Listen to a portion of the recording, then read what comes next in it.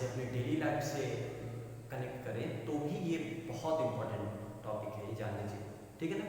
Actually basically अगर हम बात करें तो ये पूरा का पूरा ये जो heating effect of electric current है ये एक्चुअल में एप्लीकेशन है।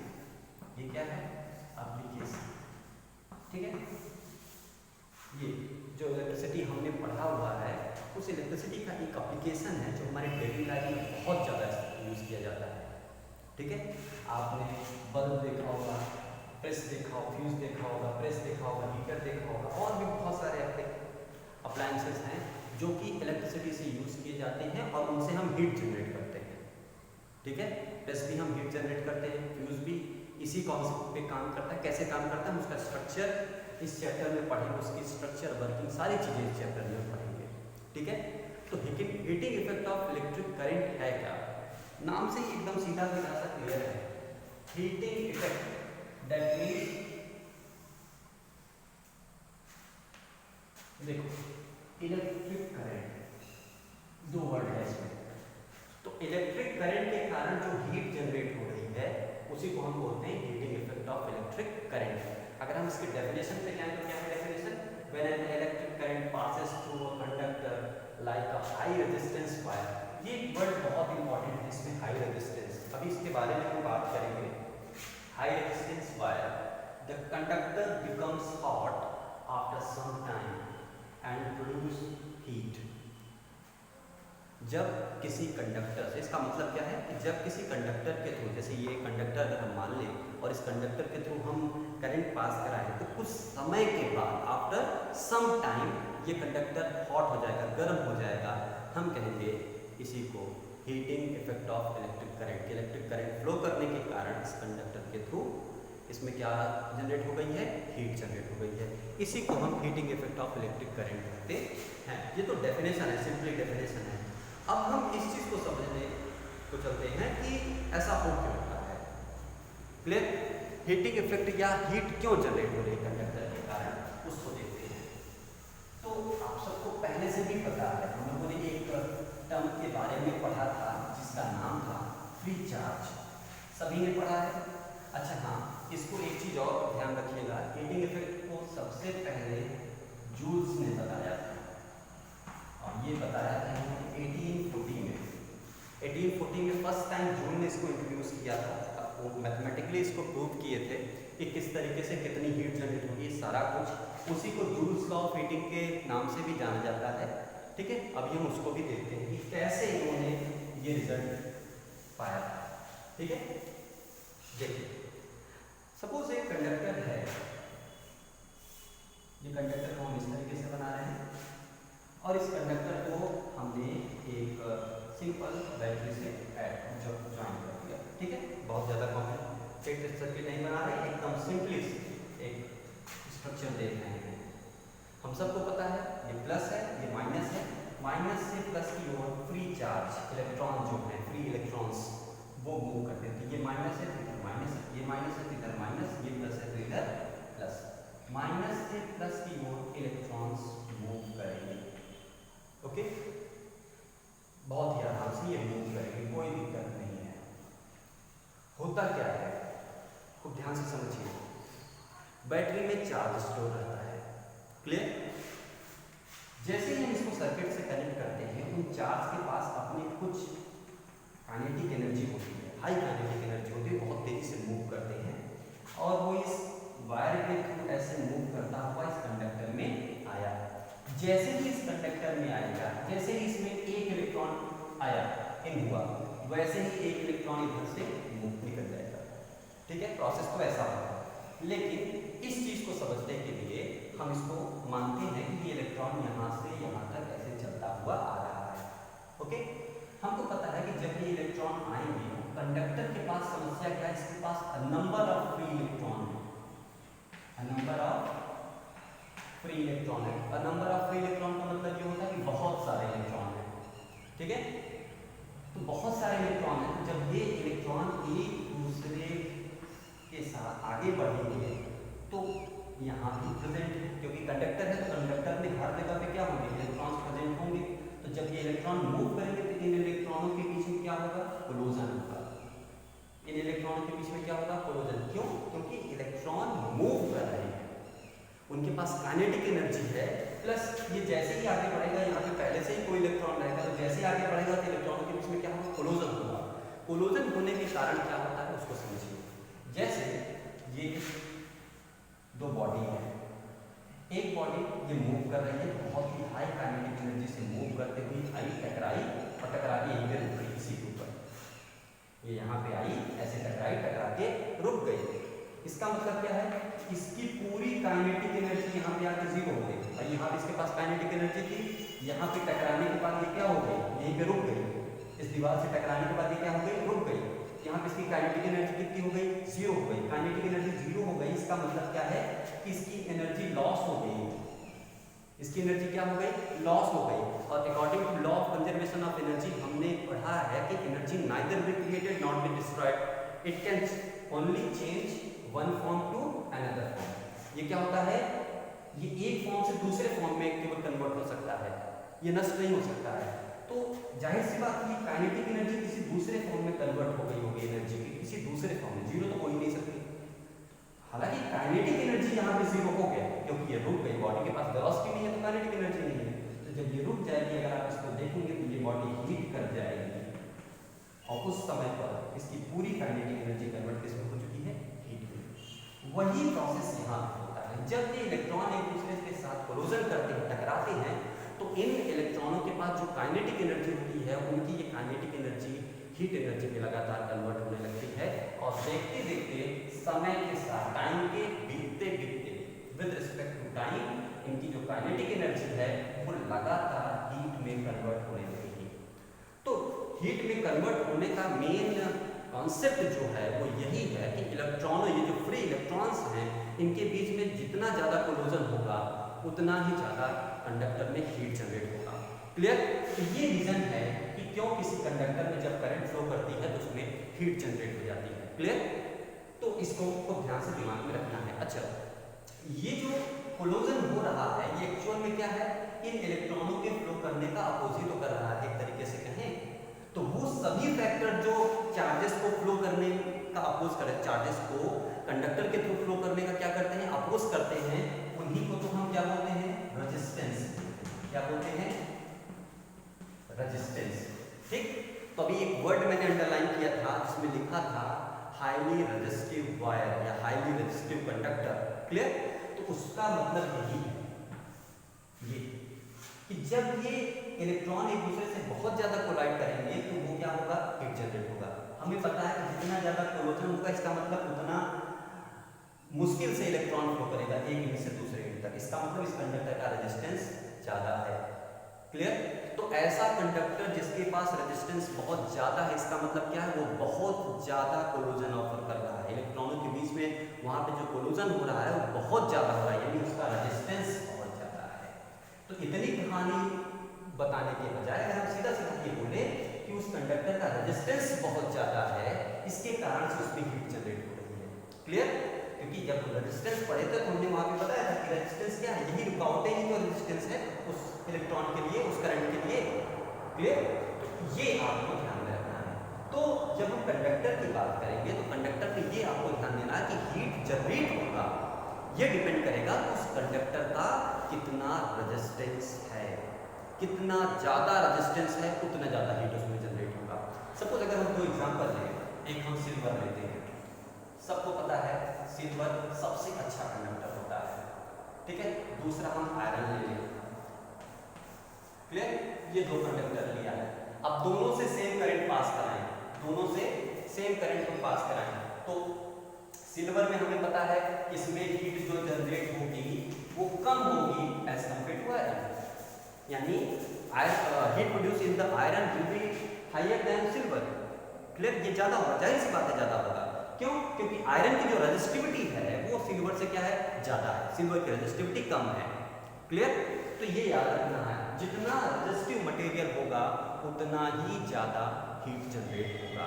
तो अगर हमें किसी भी कंडक्टर में ज़्यादा से ज़्यादा हीट चाहिए, सपोज हमें इस अरेंजमेंट में ज़्यादा से ज़्यादा हीट चाहिए, तो हमें जो कंडक्टर यूज़ करना होगा वो कंडक्टर किसका यूज़ करना, कैसा यूज़ करना होगा, हाईली रेजिस्टिव कंडक्टर यूज़ करना होगा।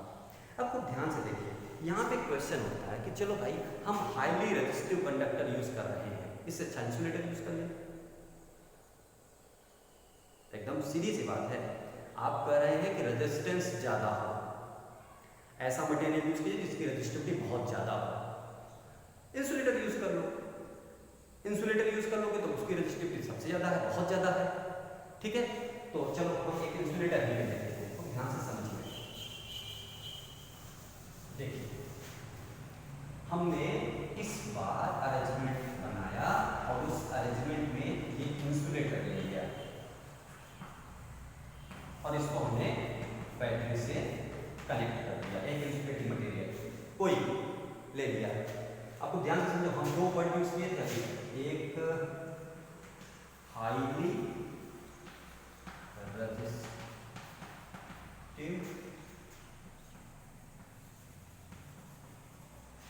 हाईली रेजिस्टिव कंडक्टर, ठीक है, या हाईली रेजिस्टेंट कंडक्टर, जो भी कहें, दोनों बात सही है। इंसुलेटर लिया हमने, अब भाई ये चार्ज है, यहाँ तक तो चार्ज है क्योंकि ये वायर कंडक्टर ही है। अब ये इंसुलेटर में ये जाएगा ही नहीं, फ्लो ही नहीं करेगा, क्योंकि जैसे ही यहाँ से इनलेट होगा यहाँ से निकलना चाहिए, तभी ये सर्किट कंप्लीट होगी। क्लियर? जैसे ही यहाँ से जाएगा वैसे ही यहाँ से निकल जाए, तब ये सर्किट कंप्लीट मानी जाएगी। लेकिन इसके पास तो क्या है, एम्प्टी है भाई, ये जगह पूरे फ्री चार्ज से खाली है, यहाँ पे फ्री चार्ज है ही नहीं। तो इसके थ्रू ये देखिए, इसके थ्रू ये अगर इंसुलेटिंग मटेरियल है, इसके थ्रू चार्ज पास करेगा, उसके लिए क्या जरूरी है कि इसके पास पहले से ही फ्री चार्ज हो, जिससे इस तरफ से एक इंटर करे, एक इधर से एग्जिट कर जाए, एक इधर से बाहर हो जाए, तो ये सर्किट कंप्लीट होगी। ऐसा नहीं होता कि एक चार्ज इधर से आया, ये ऐसे घूमते घूमते यहाँ से गया, यहाँ से निकल गया, ऐसा नहीं होता। जैसे इसमें एक आएगा, ये इधर से एक निकल जाए, क्योंकि इस पे जो टोटल चार्ज रहेगा वो तो कंजर्व रहेगा ना, वो चेंज नहीं होता, ठीक है। तो ये ऐसा नहीं होगा, इसीलिए हम कंडक्टर की बात करते हैं। हमें रेजिस्टिव मटेरियल चाहिए, लेकिन वो रेजिस्टिव मटेरियल जो हो वो एक कंडक्टर होना चाहिए। वो एक क्या होना चाहिए, कंडक्टर होना चाहिए। फॉर एग्जांपल टंगस्टन, टिन, ये सब क्या है, हाईली रेजिस्टिव मटेरियल है। क्लियर? तो ये आपको एकदम दिमाग में रखना है, ये है हमारा heating effect of electric current. Okay, तो हमने हीट जनरेट कर दिया, कि हमें पता चल गया कि ये बताया गया कि अगर किसी हाईली रेजिस्टिव मटेरियल है, जितना ज़्यादा रेजिस्टेंस होगा उतना ज़्यादा हीट होगा। ये सीधा सीधा कॉन्सेप्ट आ रहा है कि चलो करंट फ्लो कर रही है किसी कंडक्टर के थ्रू, तो वहाँ पे हीट जनरेट होगा, ये एकदम क्लियर सी बात है। तो ठीक है, लेकिन दिक्कत ये है कि कितना हीट जनरेट होगा। आप ये बोल रहे हैं कि एक कंडक्टर हमने ले लिया, ये जिसका रेजिस्टेंस R है, इसके थ्रू आप I करंट फ्लो कराएं T टाइम तक, तो ये हीट करेगा, ये कंडक्टर क्या कर जाएगा, हीट कर जाएगा। लेकिन हाउ मच,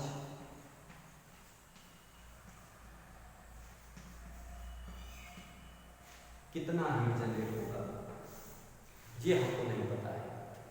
तो कितना हीट जनरेट होगा ये हमको पता है, कैसे चलेगा, अगर हम ये पढ़ेंगे joules law of heating. Clear? तो मैं डायरेक्टली आपको जूल्स लॉ ऑफ हीटिंग पे नहीं ले चलता हूँ, पहले हम उस बैकग्राउंड को समझते हैं कि जहाँ से जूल्स लॉ ऑफ हीटिंग का वो फार्मूला H = I²RT हमको मिलता है, ठीक है।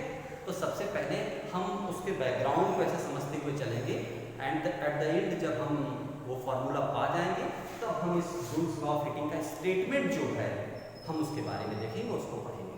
क्लियर? तो ये क्वेश्चन का जो आंसर है वो आंसर हमें किसने दिया था, जूल्स ने बताया था, समझाया था, उसको कैलकुलेट करके बताया था मैथमेटिकली कि किस तरीके से आप किसी भी कंडक्टर में कितना हीट जनरेट होगा उसको आप पता कर सकते हैं। क्लियर? ओके, तो आइए हम लोग देखते हैं। हम सब ने एक फॉर्मूला पढ़ा, फॉर्मूले में क्या पढ़ा था, एक टर्म पढ़ा जिसमें आपने देखा होगा कि V = W/Q। इस V को आपने बोला था कि भाई ये हमारा इलेक्ट्रिक पोटेंशियल डिफरेंस है, ये वर्क डन है और ये चार्ज है। सबको पता है कि एक यूनिट चार्ज को इन्फिनिटी से इलेक्ट्रिक फील्ड के अंदर लाने में जितना वर्क डन हम करते हैं वो वर्क डन ही हमारा क्या होता है, इलेक्ट्रिक पोटेंशियल होता है। या इलेक्ट्रिक फील्ड के अंदर हम एक चार्ज को एक पॉइंट से दूसरे पॉइंट तक ले आते हैं तो जो वर्क डन होता है वही हमारा इलेक्ट्रिक पोटेंशियल डिफरेंस होता है। ये चीजें हमने इसमें पढ़ी हैं। क्लियर? अब तो ध्यान से समझो, ये वर्क डन क्या चीज है, हम इसको समझते हैं पहले। सपोज अगर कोई अप्लायंस है वो कितना काम करेगी, कितना वर्क करेगी, ये डिपेंड करता है कि वो कितना एनर्जी कंज्यूम की। क्लियर? ये वर्ड जो है ये बहुत इंपॉर्टेंट है, ये कंज्यूम।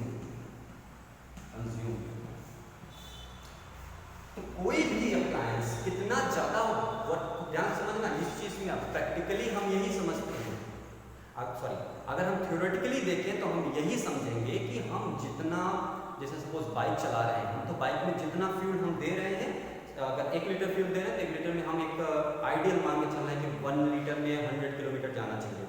तो 1 में अगर 70 जा रहा है तो भाई 70 का एवरेज है इसका माइलेज, एक्चुअली वो एवरेज नहीं माइलेज होता है, ठीक है। तो 70 का माइलेज है, 50 का माइलेज है, 45 का माइलेज है, तो हम यही मान के चलते हैं कि 1 लीटर में 45 जा रहा है, that mean 45 is the mileage of the that अपना जो भी है मोटरसाइकिल जो भी है, ठीक। तो ये तो हमने मान लिया। उसी तरीके से कंडक्टर में भी है, कोई भी अप्लायंस, इलेक्ट्रिसिटी में जब हम बात करते हैं तो हम अप्लायंस बोलते हैं उसको। तो वो जो अप्लायंस है उसका कॉन्सेप्ट क्या है कि भाई वो कितना काम करेगा, कितना वर्क करेगा, वो डिपेंड करेगा कितनी एनर्जी उसने कंज्यूम की, यानी जितनी एनर्जी वो कंज्यूम करेगा उतना काम वो करके देगा। क्लियर? इस केस में एक पॉइंट है, एक टर्म जिसको हम बोलते हैं एफिशिएंसी। एफिशिएंसी को हम 100% ले सकते हैं। अभी हम इसके बारे में देखेंगे, जब हम पावर पढ़ेंगे तो वहाँ पे मैं आपको बताऊंगा कि एफिशिएंसी क्या चीज है, ठीक है। तो हम ये मान के चल रहे हैं कि जितना वो इनपुट लेगा उतना आउटपुट हमको दे रहा है। क्लियर? तो अब आइए इसको हम समझते हैं। एक चीज तो हमें समझ में आ गई कि भाई जो वर्क डन है एक्चुअल में वही हमारा क्या है, कंज्यूम्ड एनर्जी है। तो अगर हमसे कोई पूछे कोई भी अप्लायंस कितना एनर्जी कंज्यूम किया होगा तो हमें क्या निकालना चाहिए, हमें उसका वर्क डन निकालना चाहिए। अगर हमें ये पता चल गया कि कोई भी अप्लायंस है वो 10 जूल का वर्क डन किया, दैट मींस 10 जूल की एनर्जी उसने कंज्यूम की है। क्लियर? ये देखो, जैसे इस फॉर्मूले में V equal to W upon में Q है, V equal to W upon में Q। तो जैसे हमने एक फार्मूला लिखा V equal to W upon में Q, यहां से अगर हम W के लिए जाएंगे तो W इक्वल टू क्या निकलेगा, V इंटू Q। तो ये एक्चुअल में जो W है ये हमको दे क्या रहा है, ये हमें दे रहा है वर्क डन, या इसे हम कह सकते हैं कि हमें वो कंज्यूम्ड एनर्जी दे रहा है जो अप्लायंस कंज्यूम किया है, जो वो अप्लायंस क्या किया है, ले लिया है, या जितना एनर्जी उसने कंज्यूम, जितना एनर्जी उसने लिया उस काम को करने के लिए। क्लियर? सपोज जैसे एक मोटर है, ठीक है, मोटर क्या करेगा, यहां से भाई इलेक्ट्रिकल एनर्जी लेगा और यहां से हमें मैकेनिकल एनर्जी करके देगा। मोटर यही काम करता है। मोटर इज क्या है, motor is appliance which convert electrical energy to mechanical energy, ठीक है। जितनी भी उसके पास इलेक्ट्रिकल एनर्जी अवेलेबल है वो अवेलेबल इलेक्ट्रिकल एनर्जी को रिक्वायर्ड मैकेनिकल एनर्जी को कन्वर्ट कर देता है, ठीक है। ये अप्लायंस है। तो ये कितना मैकेनिकल एनर्जी देगा ये डिपेंड करेगा कि इसने इलेक्ट्रिकल एनर्जी लिया, इसने कंज्यूम किया। तो कंज्यूम्ड एनर्जी जो है या जो भी इलेक्ट्रिकल एनर्जी इसने कंज्यूम किया उतना ही मैकेनिकल एनर्जी में ये कन्वर्ट करेगा, उससे ज्यादा नहीं और उससे कम नहीं। अगर हम थ्योरेटिकली बात करें तो पेपर कॉपी पे, ठीक है, आइडियल केस की बात करें तो ये ऐसे ही वर्क करना चाहिए। प्रैक्टिकल में क्या होता है वो भी हम देखते हैं। तो यहां से ये हमको मिला, यानी अब ये W हमारा कंज्यूम्ड एनर्जी बन चुका है। इसको हम क्या बोलेंगे, कंज्यूम्ड एनर्जी, ठीक है। तो consumed energy by an appliance will be equal to V into Q, और यहां से इस कंज्यूम्ड एनर्जी को अगर आप निकालें तो that will be V into Q, that will be V into Q। Now put the value of Q,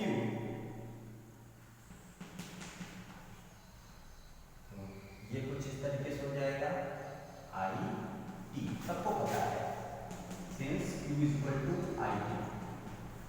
okay, हमने पुट कर दिया वैल्यू, तो यहाँ पे कंज्यूम्ड एनर्जी क्या मिल गया, ये VIT। बहुत इंपॉर्टेंट फॉर्मूला है, बहुत सारे न्यूमेरिकल्स पे बनते हैं बोर्ड के लिए, ये तो पूरा टॉपिक ही बहुत इंपॉर्टेंट है बोर्ड पॉइंट ऑफ व्यू से अगर हम देखें तो। यहाँ पे काम और करेंगे, क्या किया हमने भाई, हमने पढ़ा V=IR पढ़ा है, उस V की जगह पे हम IR लिख सकते हैं ओम्स लॉ से। तो कंज्यूम्ड एनर्जी V की जगह हम लिख दिए IR, और पहले से IT इसमें है, ये बन गया I²RT, ये हो गया कंज्यूम्ड एनर्जी। इसको फर्स्ट मानिए, इसको इक्वेशन 2, क्लियर, ये बन गया, बहुत ही आसान है। इसी फर्स्ट वाले में देखिए कंज्यूम्ड एनर्जी V, I और T, इसको ऐसे ही रहने दीजिए। इस I को क्या लिख सकते हैं हम, I लिख सकते हैं V/R। इसी में देखिए VIT में इस I को ले रहे हैं I को, तो I की जगह पे आपको क्या लिख देना है V/R। देखो V=IR होता है, I लिखेंगे तो V/R, तो V पहले से ही है तो V लिख दिया, I की जगह पे हमने क्या लिख दिया V/R, और T को एज इट इज। ओके, तो ये क्या बन गया V²R × T, ये हो गया कंज्यूम्ड एनर्जी, और ये आपका बन गया इक्वेशन 3।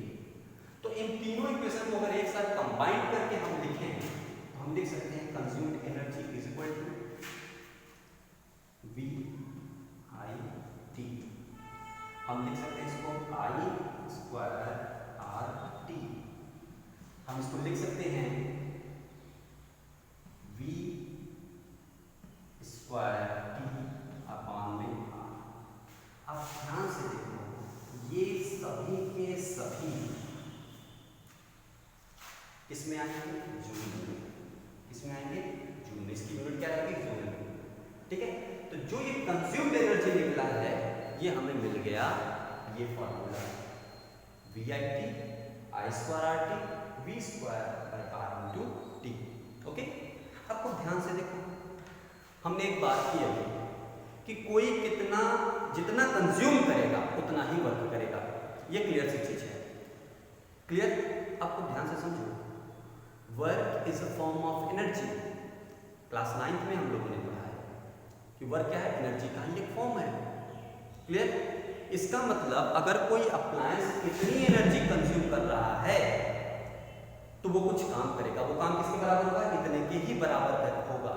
और अभी अभी एक एग्जाम्पल हमने लिया था, एग्जाम्पल क्या लिया था, देखिए एग्जाम्पल हमने लिया था, और एग्जाम्पल में लिया था कि कंडक्टर है, इस कंडक्टर को जब हमने एक बैटरी से कनेक्ट कर दिया तो वो जो इलेक्ट्रॉन है वो क्या काम कर रहे हैं, इसमें दौड़ रहे हैं, और उस दौड़ने के कारण क्या हो रहा है, इनकी जो एनर्जी है, टोटल एनर्जी जितना इनके पास थी, वो सभी के सभी एनर्जी कन्वर्ट किसमें हो जा रही है, हीट में हो जा रही है। हम ये पूरा मान रहे हैं कि इस इलेक्ट्रॉन की पूरी जो काइनेटिक एनर्जी है, पूरी की पूरी काइनेटिक एनर्जी कन्वर्ट हो जा रही है हीट में, क्लियर।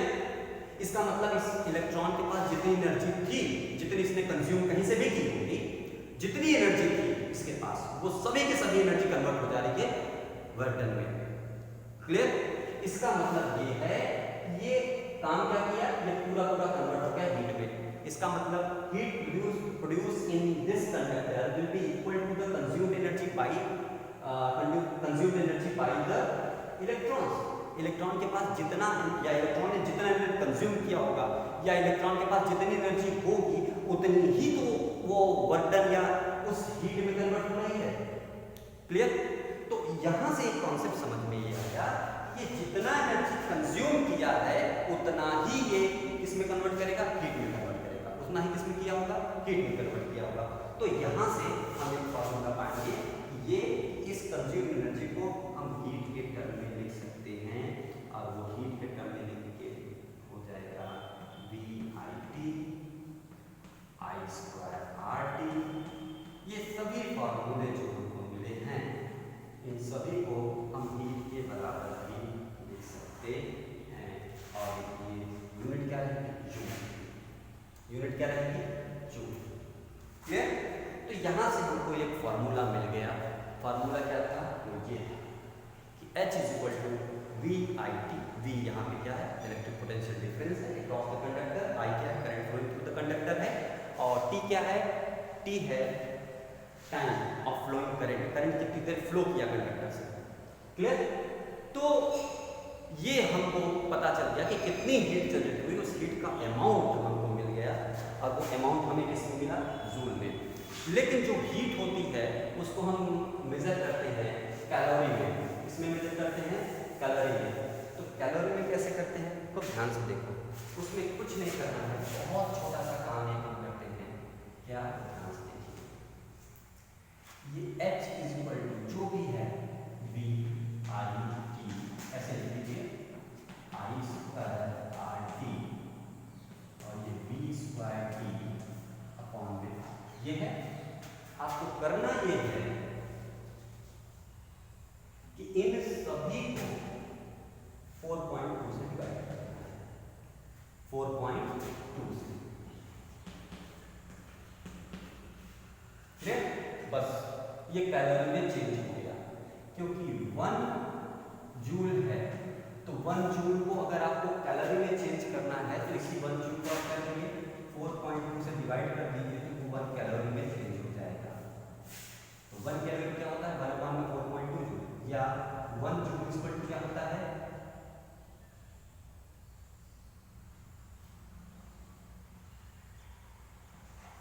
4.2 कैलोरी।